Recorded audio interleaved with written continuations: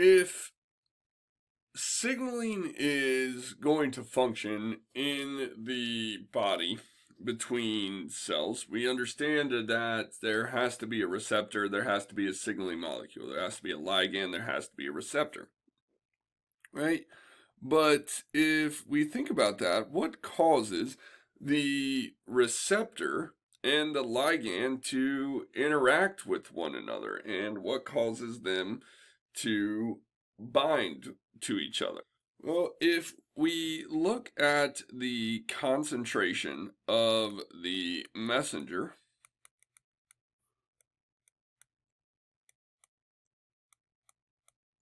and we graph that against the percentage of the receptors bound, so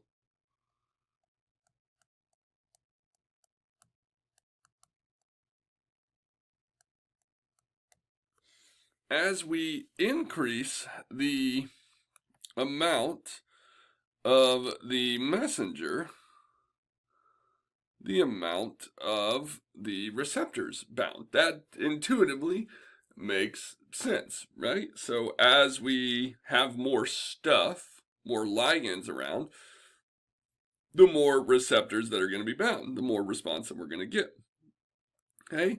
But what we can do is, what we have to remember is that receptors can have an affinity for a specific ligand, right? And we can change the affinity of the ligand so that it does something like this,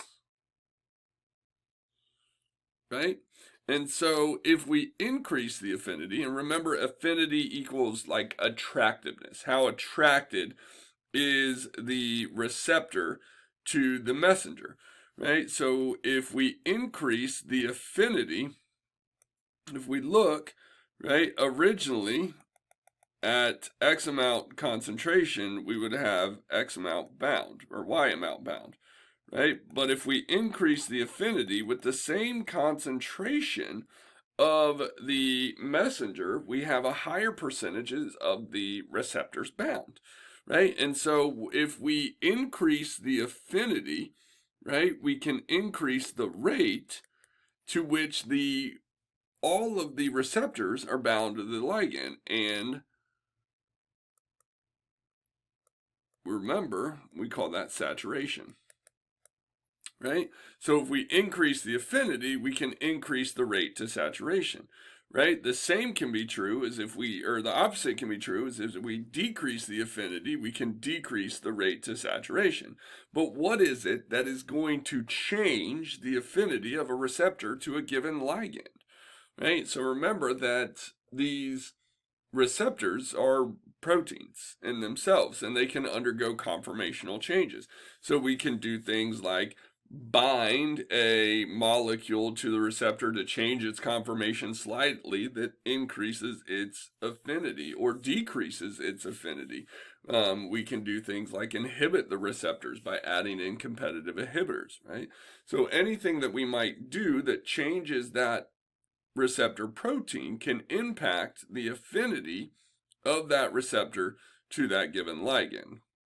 And by changing the affinity, we can change the rate to saturation, which can overall change the response of the cells to a given ligand.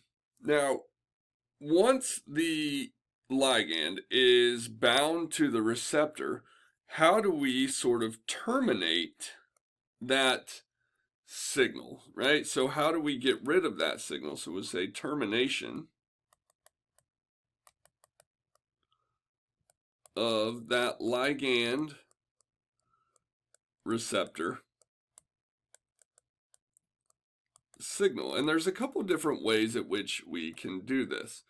Okay? The first is that you get rid of the ligand by uptaking it by different tissues. So ligand uptake by different tissues.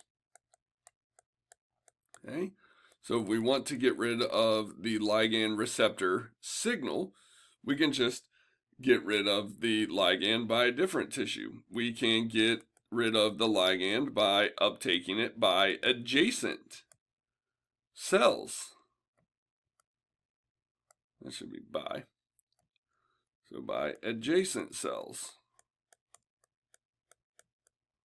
Okay. We can degrade the ligand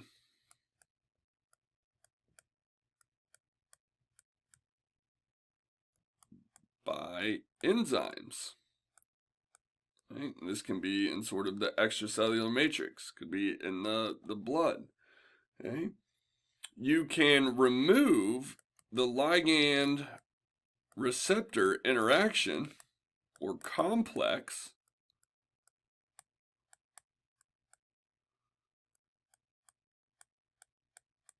by endocytosis. So remember, endocytosis is sort of like cell eating. It takes in the whole sort of membrane as a given vesicle. You can inactivate the receptor. So how might we inactivate a receptor?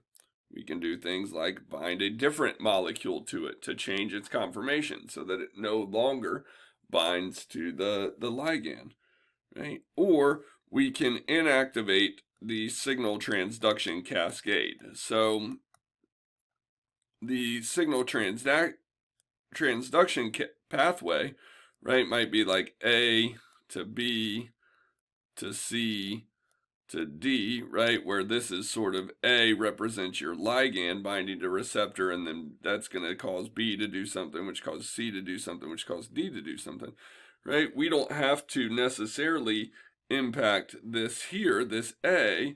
We could interact with something downstream like B and stop the cascade, which means that we would stop the response down the signal transduction pathway.